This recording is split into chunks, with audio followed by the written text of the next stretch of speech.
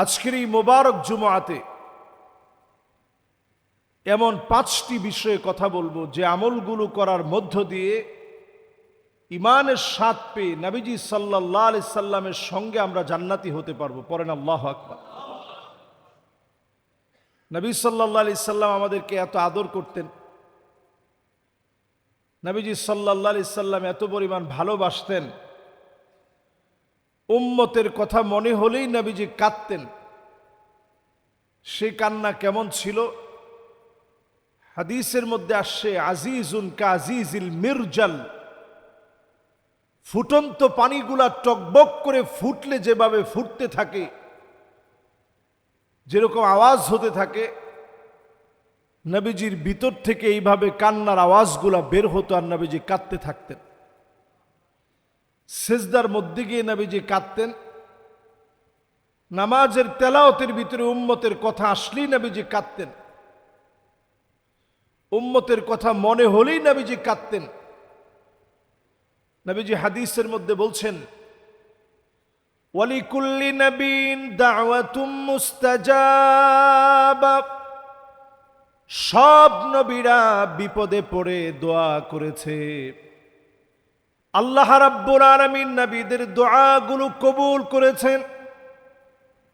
যখনই নবীরা বিপদে পড়ে গেছে, মালিকের কাছে ফরিয়াদ করেছে, আল্লাহ পাক নবীদের ডাকে সাড়া দিয়েছেন। তায়েফের প্রান্তে নবীজি রক্তাক্ত হলেন, মুবারক জুতা জোড়া রক্তের কারণে আটকে গিয়েছে। ফেরেশতা এসে বলেছে, নবী আপনি বৎসনা করেন, আপনি বদদুয়া দেন। আল্লাহ নবী জানায় দিলেন, ইন্নী লান উবআস লাআন, কাউকে বদদুয়া দেওয়ার জন্য আমি নবী আসি নাই, আমি নবী বদদুয়া দেওয়ার জন্য আসি নাই। নবীজি সেই সময়ে বদদুয়া দেয় নাই। আল্লাহ নবী জানায় গেলেন, ফাহিয়া নাইলাতুন ইনশাআল্লাহ, সেদিন আমার উম্মত ফলাফল পেয়ে যাবে। কোটি কোটি মানুষের ভিতরে উম্মত সেদিন ফলাফল পেয়ে যাবে। আল্লাহর নবী দুনিয়াতে চান নাই, আল্লাহর কাছে দুনিয়াতে মনের দুঃখ বেদনাগুলা বলেন নাই।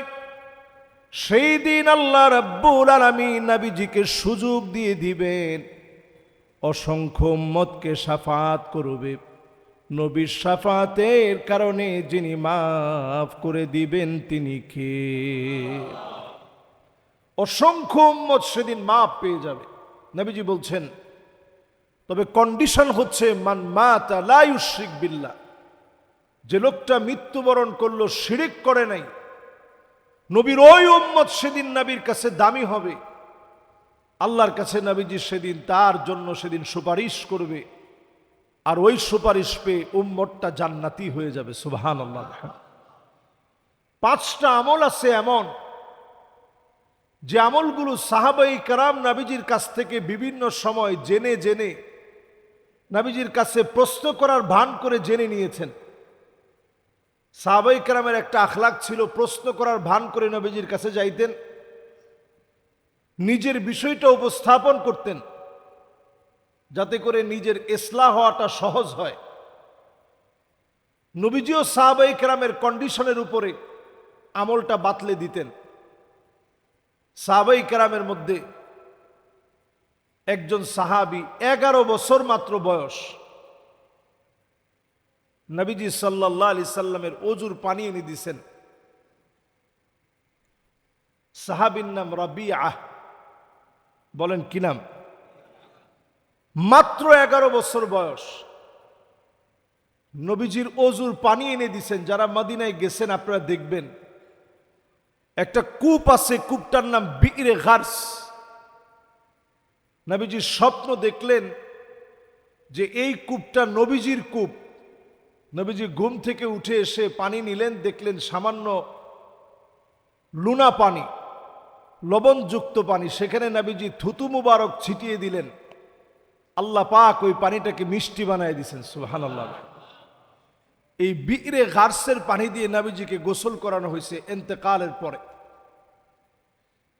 সেই বিইরে গার্স থেকে মদিনাতুল মুনাওয়ারার নবীজির নবীজির কক্ষ থেকে বিইরে গার্স নামক জায়গাটা 3 কিলোমিটার দূরে। এই 3-4 কিলোমিটার দূরে সেই সময়ের মরুময় পথ পেরিয়ে 11 বছরের ছোট্ট একটা বালক পানি আনার জন্য চলে গেছে, নবীজির খিদমতে একটু পানি নিয়ে আস। আল্লাহর নবী ওযু করলেন। রাবিআত ইবনে কাব আল-আসলামী নবীজির ওযুর পানিটা এগিয়ে দিলেন। নবীজি ওযু করলেন। আল্লাহর নবীর মন ভরে গেছে। আদর করে মহব্বতের কণ্ঠে বললেন, রবিয়া, তুমি আমার কাছে কিছু একটা চাও। চাইতে দেরি হবে, দিতে দেরি হবে না। নগদ কিছু একটা চাও। রবিয়া কোনো কথা বলে নাই, দুনিয়ার কোনো জিনিস চায় নাই। আল্লাহ নবী বলা মাত্র বললেন, আসআলুকা মুরাফাকাতুকা ফিল জান্নাহ, আসআলুকা মুরাফাকাতাকা ফিল জান্নাহ। অন্য কোনো কিছু আপনার কাছে চাই না, ও নবী, আপনার কাছে চাই আল্লাহর জান্নাতে একসঙ্গে থাকব, আপনার সঙ্গে সঙ্গী হব। আল্লাহর কাছে দোয়া করবেন আমাকে যেন কাল কিয়ামতের দিন আপনার সঙ্গে জান্নাতে সঙ্গী বানায় দেয়। নবীজি বললেন, ঠিক আছে, এটা তো আখিরাতের জন্য দোয়া করলা, নগদ তুমি কিছু একটা চাও, আমি তোমার নগদ কিছু একটা দিতে চাই। এত দূর থেকে কষ্ট করে পানি আনছো। ছোট্ট সাহাবী, আপনারা দেখবেন নিশ্চয়ই, এখন তো আমরা যারা আজান শুনি, আজানের মধ্যেও দেখবেন মদিনার যে দৃশ্যগুলো দেখায়, সিলভার কালার যে গম্বুজগুলো আছে দেখবেন, সবুজ গম্বুজের পাশে এইখানে আসহাবে সুফফার সাহাবীরা এখানে থাকতেন, যাদের ঘর বাড়ি কিছুই নাই, মসজিদে ঘুমাইতেন। নবীজি সাল্লাল্লাহু আলাইহি সাল্লাম বললেন, তো তোমার তো কিছুই নাই, কিছু একটা আমার কাছে চাও, আমি সাধ্যমতো তোমারে দিব। সাহাবী বললেন, নবী, কিছুই চাই না, আমি চাই আল্লাহর জান্নাতে আপনার সঙ্গে একসঙ্গে মেহমান হব। আল্লাহু আকবার। আল্লাহর নবী বললেন, সাহাবী শোনো, ফাইন্নি আলা নাফসিকা বিকাসরাতিস সুজুদ, অধিক পরিমাণে সেজদা দিবে। তুমি যখনই সময় পাবে আল্লাহ পাককে অধিক পরিমাণে সেজদা দিবে। অধিক পরিমাণে যারা সেজদা দিবে নবীর সঙ্গে মালিক সঙ্গী বানায় দিবে। অধিক পরিমাণে সেজদা দেওয়া শিখেন। 5 ওয়াক্ত নামাজ পড়ার পরে অতিরিক্ত নফল নামাজ যারা পড়বে আল্লাহ পাক কাল কিয়ামতের দিনে নবীজিকে যখন সুযোগ দিবেন, আল্লাহর নবী সেই সুযোগের সময় এই উম্মতগুলোকে নবীজি সেদিন শাফাত করবেন। ফলে যিনি মাফ করে জান্নাতি বানায় দিবেন তিনি কে? তাহলে 1 নম্বর আমল, ফাইন্নি আলা নাফসিকা বিকাসরাতিস সুজুদ, অধিক পরিমাণে সেজদা দেওয়া, জান্নাতে যাওয়ার, নবীজির সঙ্গে থাকার সবচেয়ে অনন্য আমল এটি। প্রতিদিন অন্তত আপনি নিয়ত করবেন যে মসজিদে একটু আগে ভাগে আসলে তাহিয়াতুল মসজিদ 2 রাকাত নামাজ আপনি পড়লেন, মসজিদের কাছ থেকে একটু অনুমতি নিলেন, মসজিদের কাছ থেকে অনুমতি নিয়ে বসে এরপরে নামাজ আদায় করলেন। এই যে আপনি একটু অনুমতি নিয়ে মসজিদে একটু বসলেন, এরপরে দাঁড়ায় নামাজ আদায় করলেন, এই 2 রাকাত যে নামাজ আপনি পড়লেন এটা এত দামি। বেলাল রাদিয়াল্লাহু তাআলা আনহু আল্লাহর কাছে দামি হয়েছে এই ইবাদতটার কারণে। বলেন আল্লাহু আকবার। বেলাল রাদিয়াল্লাহু তাআলা আনহুকে চিনি না এমন কেউ কি এখানে আছি? সবাই আমরা চিনি। উনি কি ছিলেন? চেহারার দিক থেকে স্বাভাবিক আমরা যা কালো মনে করি,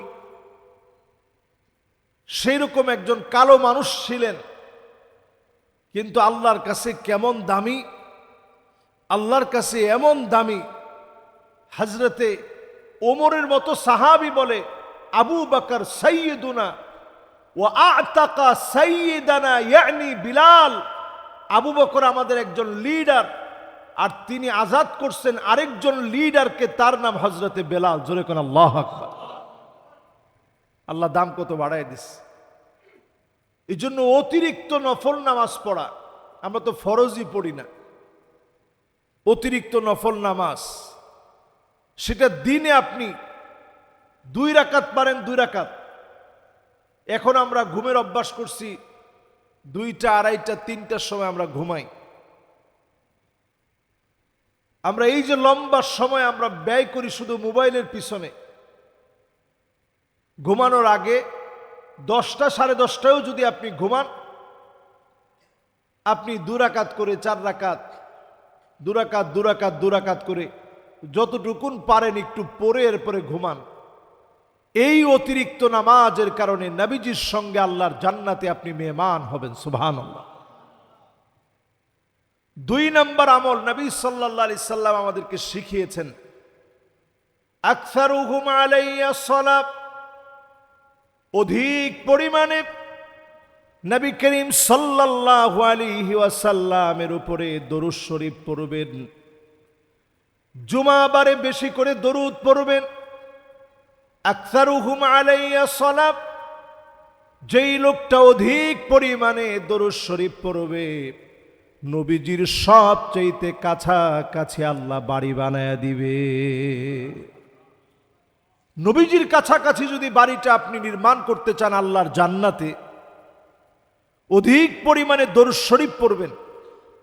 ঠোঁটটাকে দরুদ শরীফ দিয়ে ভিজায় রাখবেন। অন্তত এতটুকুন তো আমরা সবাই পড়তে পারি, সাল্লাল্লাহু আলাইহি ওয়াসাল্লাম, সাল্লাল্লাহু আলাইহি ওয়াসাল্লাম, সাল্লাল্লাহু আলাইহি ওয়াসাল্লাম। বলেন তো দেখি, সহজ না কঠিন? সহজ। দরুদ শরীফটা সব সময় পড়বেন, জবানের মধ্যে দরুদ শরীফ দিয়ে ভিজায় রাখবেন। ঘুমাতে যাওয়ার সময় দরুদ শরীফ পড়তে পড়তে ডান কাঁধে, ডান দিকে ফিরে হাতের এই তালুটাকে গালের নিচে দিয়ে একটু ঘুমানোর চেষ্টা করবেন। কয়েকদিন কষ্ট হলেও দেখবেন অভ্যাস হয়ে যাবে। দরুদ শরীফ পড়তে পড়তে যখন একটা সময় ঘুম চলে আসবে, হতে পারে স্বপ্ন যুগে পেয়ারা হাবিব ওই দিনই আপনার সঙ্গে মোলাকাত হয়ে যাবে। আল্লাহু আকবার। যদি মোলাকাত নাও হয়, নবীজি সাল্লাল্লাহু আলাইহি সাল্লামের হাদিস অনুযায়ী আল্লাহর জান্নাতে নবীজির সাথে সবচেয়ে নিকটবর্তী বাড়িটা যাদের হবে, তারা হবে ওই সমস্ত আল্লাহর গোলাম যারা দরুদ শরীফটা অধিক পরিমাণে পড়েছে। সুবহানাল্লাহ। আমরা কয়জন লোক দরুদ শরীফ পড়ি? আকসারুহুম আলাইয়া সালাহ। দরুদ শরীফটা বেশি বেশি পড়বেন। মাঝে মাঝে চক্ষুটা বন্ধ করে একটু ফিল নিবেন যে নবীজি আমার আপনার জন্য কি পরিমাণ কষ্ট করছেন, কেমন মহব্বত করছেন। জিন্দেগিতে কোনোদিন নবীজি আমাকে আপনাকে দেখে নাই, কিন্তু মহব্বতটা কেমন। আপনি যখনই কোনো সওয়াবের কাজ করেন, নবীজি এত খুশি হন। নবীজি হাদিসের মধ্যে বলতেছেন, ফাহাবিতুল্লাহ, আমি নবী আল্লাহর কাছে ওই উম্মতের জন্য শুকরগুজারি আদায় করি। আল্লাহু আকবার। আর যখন আপনি একটা গুনাহ করে ফেলেন, নবীজি আল্লাহর কাছে মাপ চায়, আল্লাহ আপনি আমার উম্মতরে মাফ করে দেন। আপনি সওয়াবের কাজ করলেন, নবীজি খুশি হয়ে আল্লাহর প্রশংসা আদায় করে। সেই নবীজির নামে দরুদ শরীফ পড়বেন, সাল্লাল্লাহু আলাইহি ওয়াসাল্লাম, সাল্লাল্লাহু আলাইহি ওয়াসাল্লাম, সাল্লাল্লাহু আলাইহি ওয়াসাল্লাম। জবানের মধ্যে এটা চালু করে ফেলবেন। এটা 2 নম্বর আমল। 3 নম্বর আমল হলো, যতজন আজকে আমরা জুমার নামাজ পড়তে এসেছি, ইয়তীমের সঙ্গে সুন্দর আচরণ করবেন। ইয়েতিমকে ঠকাবেন না। ইয়েতিমের সঙ্গে সুন্দর আচরণ যারা করবে, নবীজির সঙ্গে যিনি জান্নাতে মেহমান বানায় দিবেন তিনি কে? এই যে আমাদের আশেপাশে অনেক এতিমখানা আছে, মাদ্রাসা আছে, আমাদের আশেপাশে যে মাদ্রাসাগুলো আছে, এতিমরা আছে, অথবা রাস্তার ভিতরে যে এতিমরা আছে, ছিন্নমূল অনেক বাচ্চারা আছে, এদের মাথায় হাত বুলায় দিবেন। এতিমকে আদর করা, নবীজি সাল্লাল্লাহু আলাইহি সাল্লামকে ভালোবাসা। নবীজি সাল্লাল্লাহু আলাইহি সাল্লাম তিনি ইয়াতীম ছিলেন, শুধু এতিম না, এমন ছিলেন বাবারে দেখেই নেই। ভালো একটু বুঝ হওয়ার আগে মাও চলে গেলেন, বুঝ হওয়ার আগেই দাদাও চলে গেছেন। চাচার কাছে যখন লালিত পালিত হচ্ছেন, চাচা সেই সময় বর্তমান শামে যাবে, সিরিয়ায় যাবে ব্যবসা করার জন্য। নবীজি যখন এই কথাটা শুনছেন, ওই সময় তো গেলেই আসা যাইত না, যাইতে লাগতো 15 দিন, আসতে 15 দিন। তাহলে কতদিন হইল? একবারে পূর্ণ 1 মাস নবীজি সাল্লাল্লাহু আলাইহি সাল্লাম একা হয়ে যাবে, কেউ নাই। নবীজি বললেন, ইলা মান তাকিলুনি, চাচা আপনি কার কাছে আমারে রেখে যাচ্ছেন? আমার তো কেউ নাই, আমার মা নাই, বাপ নাই, দাদা নাই, কার কাছে আপনি রেখে যান? চাচার মনটা এমন দুর্বল হয়ে গেল। আবু তালেব ডাক দিয়ে বলেন, জীবনে কোনোদিন আর তোমারে রেখে যাব না, বাতিজারে আমার সঙ্গে তোমারে নিয়ে যাব। লম্বা সফর করে জর্ডান পর্যন্ত গেলেন। জর্ডান পর্যন্ত যাওয়ার পরে সাজারে বুতাম নামক একটা গাছ আছে, সেই গাছের নিচে নবীজি সাল্লাল্লাহু আলাইহি সাল্লাম বসলেন। সবাই এসে মাল সামানাগুলা নবীজির সামনে রেখে গেলেন। দূর থেকে পাদ্রী নজর করে দেখে, বাহিরা নামক পাদ্রী নজর করে দেখে, চতুর্দিকের গাছগুলা, ডালপালাগুলা, সাজারে বুতাম নামক গাছের যতগুলা ডালপালা আছে সবগুলা পেয়ারা হাবিবের দিকে ঝুঁকে আছে।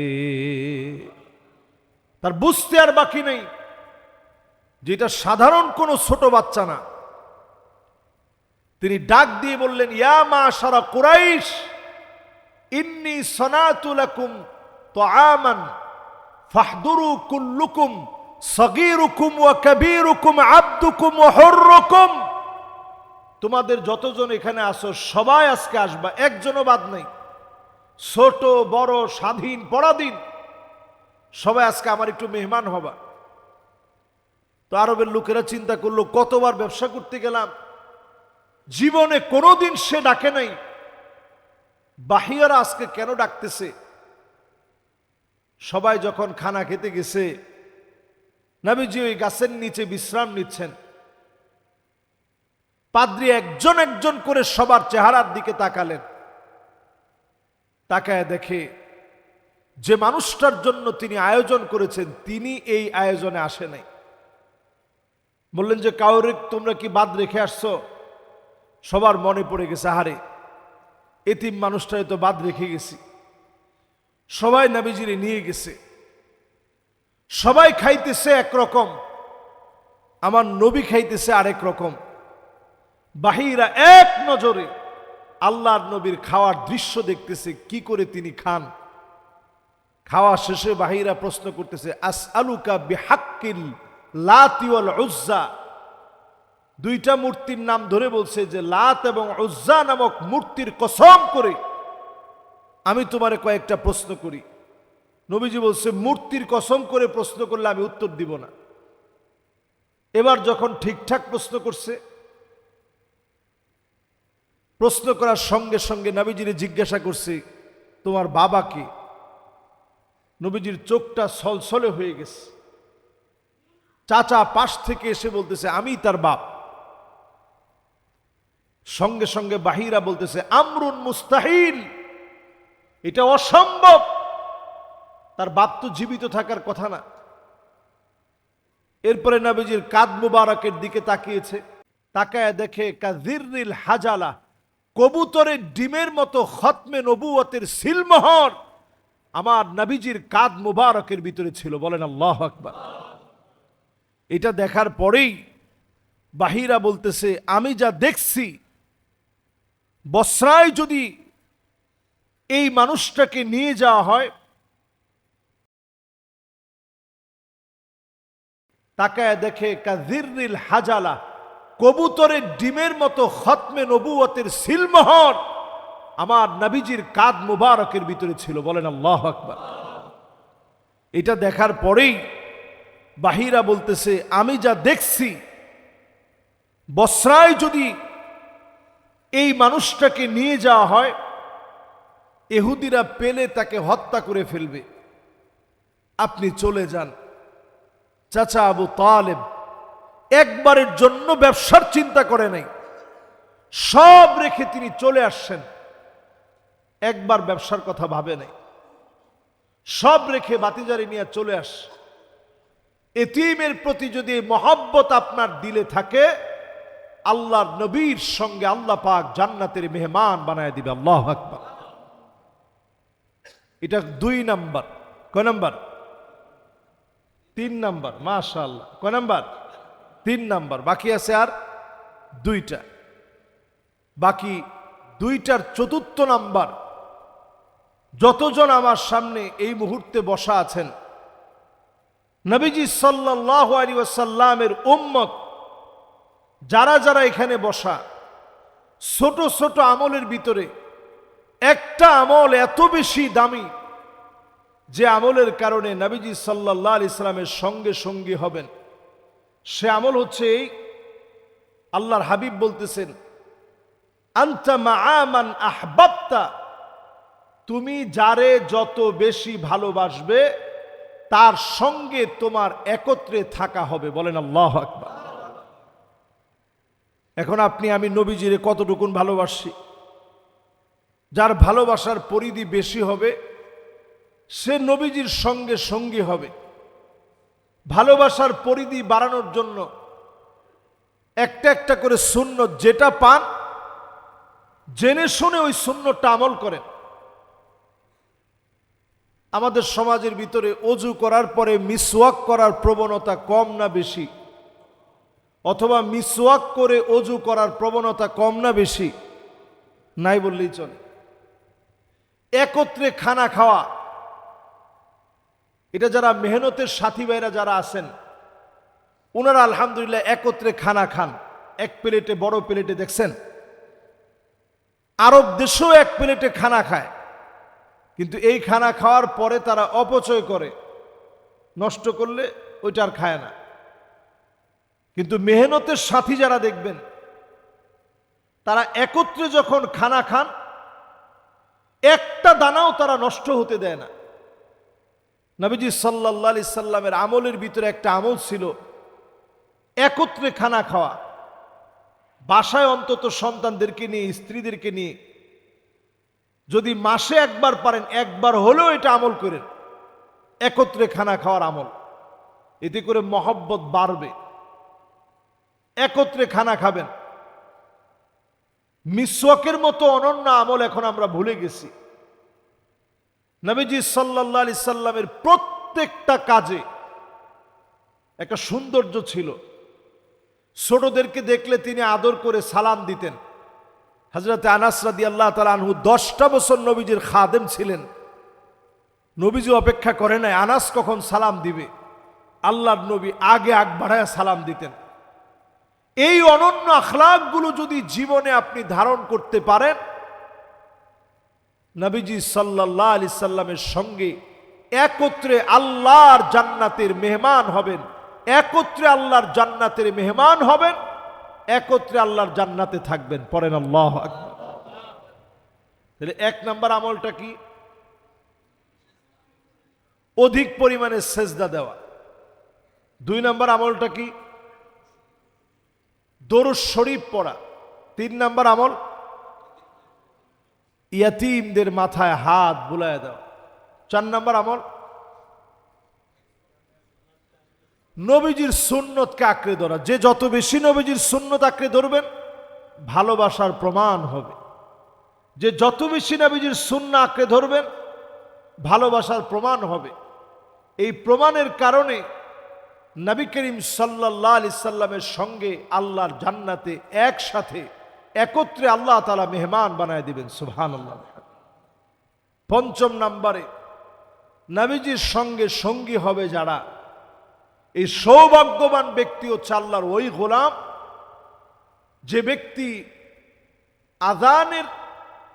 যখন আযানের শব্দগুলা শুনবে চুপচাপ সে আযানের শব্দগুলা আপনি সুন্দরভাবে মুয়াজ্জিন যা বলবে আপনি নিজেও বলার চেষ্টা করেন। কুলু মিসলা মা ইয়াকুলুল মুয়াজ্জিন, মুয়াজ্জিন যেভাবে বলে আপনি বলার চেষ্টা করেন। আমাদের দেশে মুয়াজ্জিনরা কি বললো এদিকে আমরা খেয়াল রাখি না। মুয়াজ্জিন আল্লাহর কাছে বড় দামি হবে। আতওয়ালু আনাক, মুয়াজ্জিনদের সেদিন গর্দান সবচেয়ে উঁচা হবে। আল ইমামু দামিন ওয়াল মুয়াজ্জিনু মু'তামিন, ইমামরা সমাজের সবচেয়ে আমানতদার ব্যক্তি হবে, মুয়াজ্জিনরা হবে সবচেয়ে নিরাপদ ব্যক্তি।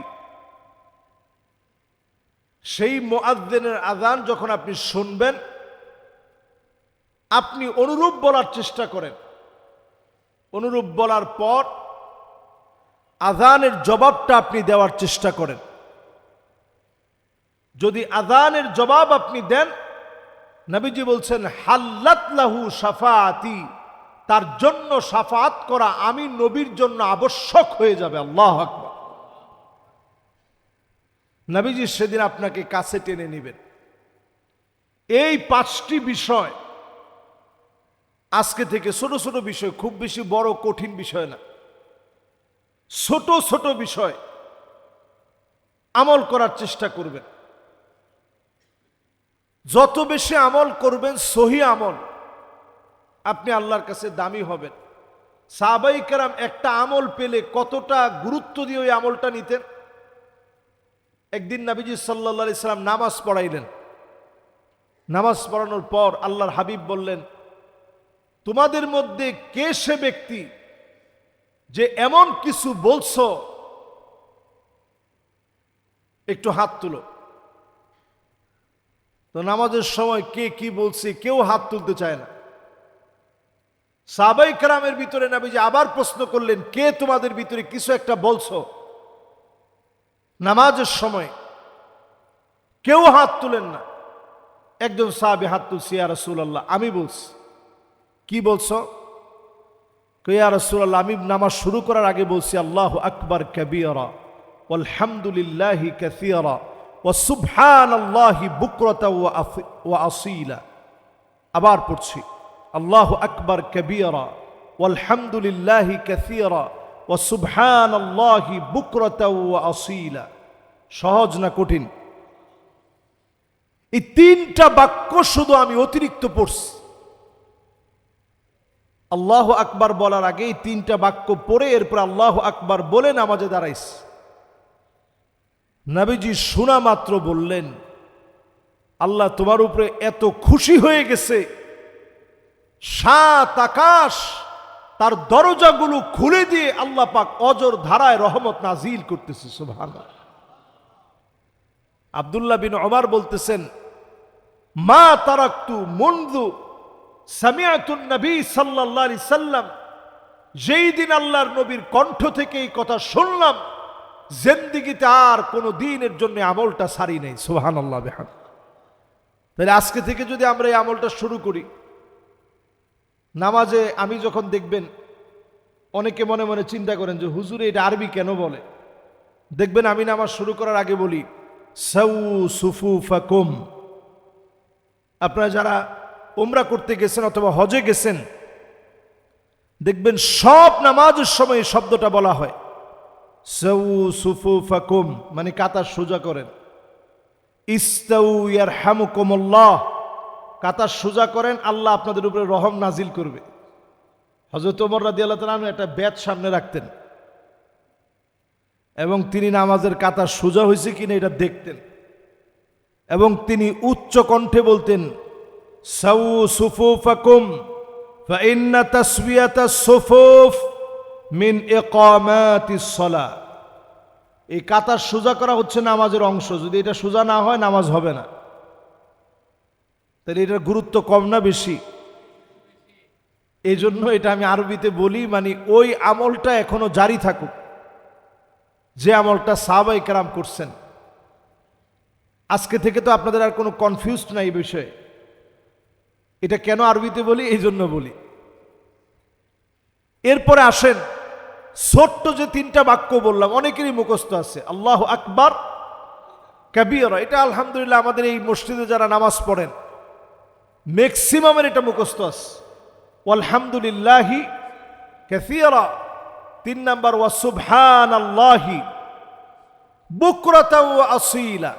এই তিনটা বাক্য যদি আপনি নামাজ শুরু করার আগে পড়তে পারেন, আসমানের 7 আকাশের দুয়ারগুলো খুলে দিয়ে অজর ধারায় আল্লাহ পাক রহম নাজিল করে দিবে। সুবহানাল্লাহ। আল্লাহ পাকের কাছে বরকত আর মোবারক এই মুহররম মাস আল্লাহর কাছে বড় দামি মাস, শাহরুল্লাহিল মুহররম।